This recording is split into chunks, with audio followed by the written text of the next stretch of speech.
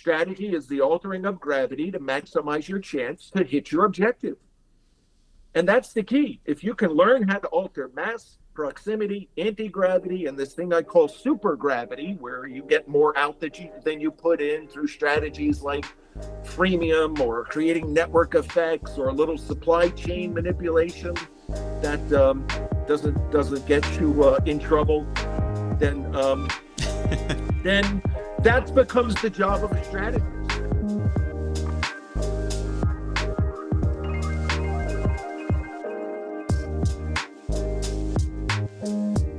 Welcome to the Lean Scale Podcast, where we talk about everything RevOps. Thank you for listening.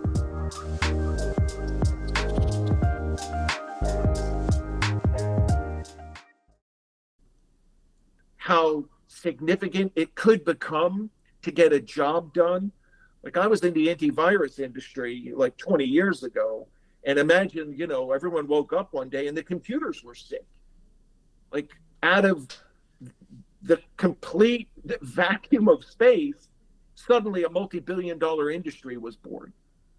And so the value inflow event meant that, you really didn't have to account for any opposing gravity. And it's a beautiful phase. I refer to that phase of strong value inflow as Camelot. Everyone's smart. Everyone has great ideas. Everyone gets rewarded. I remember a friend of mine from the days of antivirus said, he said, I went from being a genius to a moron in 14 months.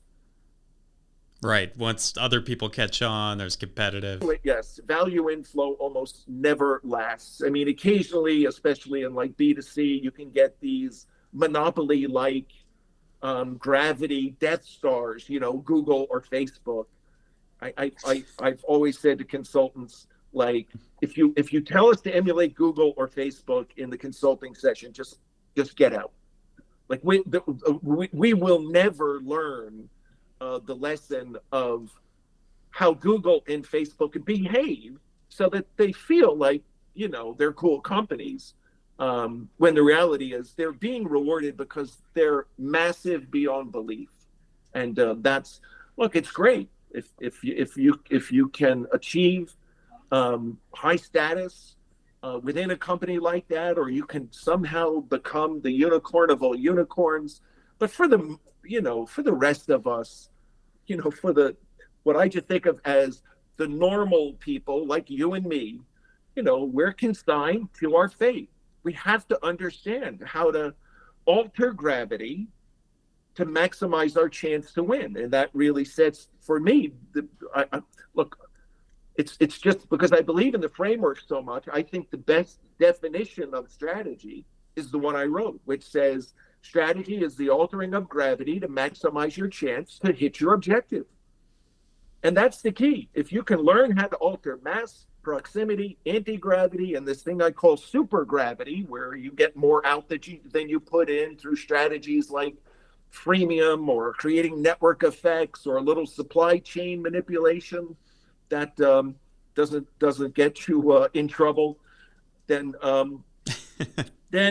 that becomes the job of a strategist. How do we alter these four forms of gravity to maximize our chance to hit our objective? And I'm sticking to that definition to this day. I'll go to my grave believing that that's the best definition of strategy ever written.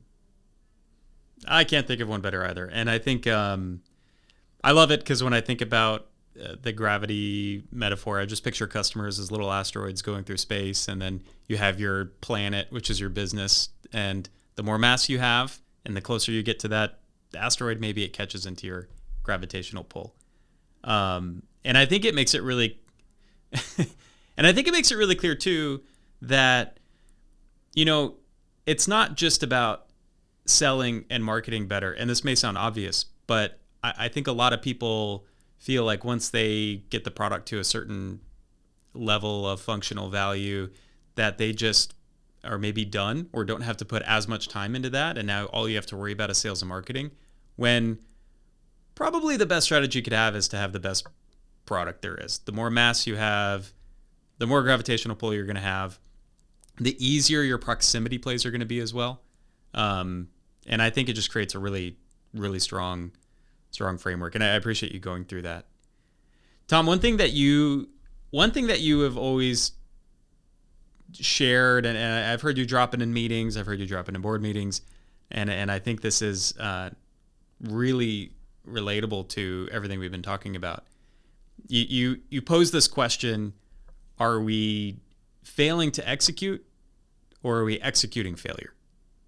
And I think it's just a really sage question to ask, and I want to hear how you relate that question to what we've talked about today.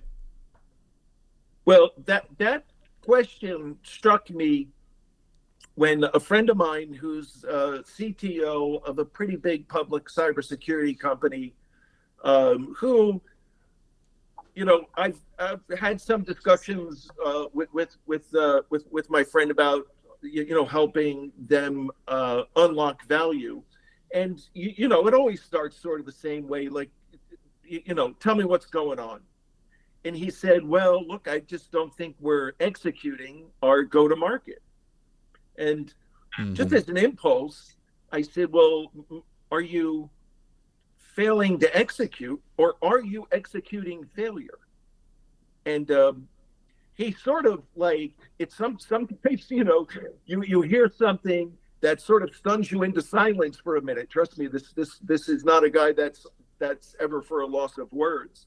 And so this sort of long pause was interesting to me. And he replied and he said, good question. Probably both. But here's the thing, Anthony. It's never both. It's never both.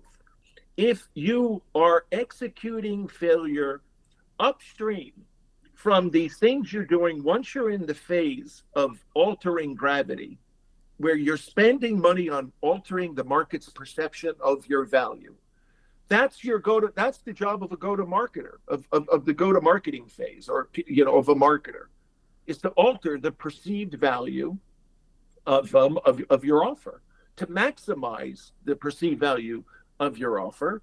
And if you're not getting rewarded for it, what is the most likely root cause? Well, you could just have low mass. That's always possible.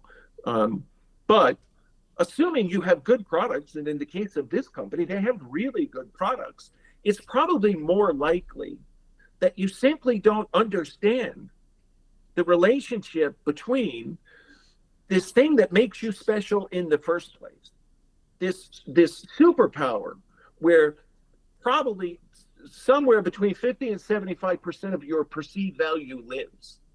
And because it's the job of the people building products, handing them off to the people who are trying to package the products and price the products and sell the products, it's sort of everyone's job to keep shining the offer so that their stamp makes it seem better. It's probably likely that what you've done is shrouded your offer in so much complexity that the market can't really figure it out, because you've raised the cost of customer thinking. Teams seem to be rewarded for this kind of, I mean, sometimes, you know, if on the product side, you hear terms like feature creep, meaning you just keep adding and adding and adding the next feature to a product. But all it really does is make it harder to buy the product.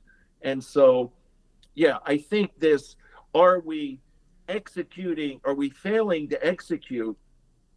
Pardon my French, I think it's kind of a bullshit term. I've never worked with teams, with go-to-market teams that weren't showing up and working their butts off to bring the offer forward in a multi-channel way, optimized for what they were given, you know, optimized for each channel. And salespeople and BDRs and all sorts of conversion rate data, like all the stuff that we all look at to try to answer the questions about how we're doing, you know, is how we then turn around and, you know, if this event seemed to work, we do more of that event. If it didn't seem to work, we do less of that event. If this content worked, we double down. If the content didn't work, we move on. And we have all these sort of reactions to the reward system. It's funny, if you go to a board meeting, and I've been lucky to be in some companies where we were in a pretty good value inflow phase, and the board doesn't even want to hear about sales and marketing because it's working.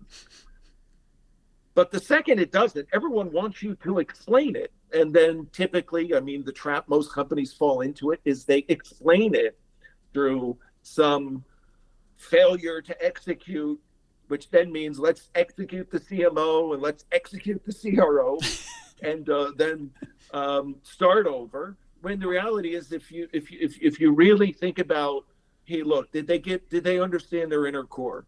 Did they understand their primary promise of impact? Did they build the right brand? Are they look, value exchange doesn't occur for only two reasons ever. You either didn't make a sufficient promise or you couldn't keep your promise.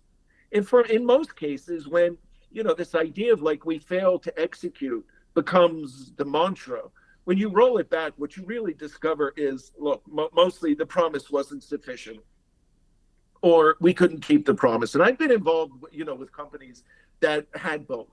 In one case, the promise was incredible. The company just couldn't deliver. So it couldn't keep its promise. And in other instances, the promise is okay, but it's probably a bit of a one-trick pony. It just does not have a lot of mass.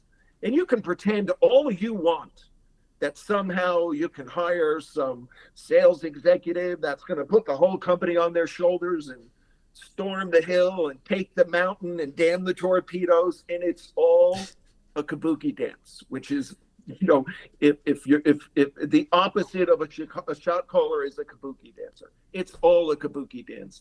There's no company in history that, when you look retrospectively at how or why they achieved success, it was because they were able to create value exchange events that when the market didn't perceive that the value exchange event was worth it, but they did it anyway. It's a fairy tale. It never happens. Right. And I think something you mentioned at the beginning of the discussion that I think ties really well to that, if you're executing failure, I can't get that metaphor out of my head either of showing up to practice a bad golf swing. So you can, you can work hard, you can show up, you can put the hours in, but if you're practicing it incorrectly, that's not going to make you any better. Tom, this was awesome. Thank you so much. I think, the difference between being a shot caller and not being a shot caller, having the operating plan, understanding your inner core, understanding how customers perceive value and what you should be leading with. It's not additive if you just keep adding on different value propositions. You really have to lead with how the market perceives your value. And then the metaphor of gravity is just awesome. So I really, really appreciate it. I know the people who follow our podcast are really going to love it. I think you and I could probably talk for hours, so I don't think this will be the last one. We'll have to do a refresh of it. But thank you so much, Tom. It's really, really appreciated. Yeah, it was a lot of fun. Thanks, Anthony. Thank you for listening to this episode. If you liked the discussion, please like, share, and subscribe to wherever you listen to podcasts so you never miss a new episode.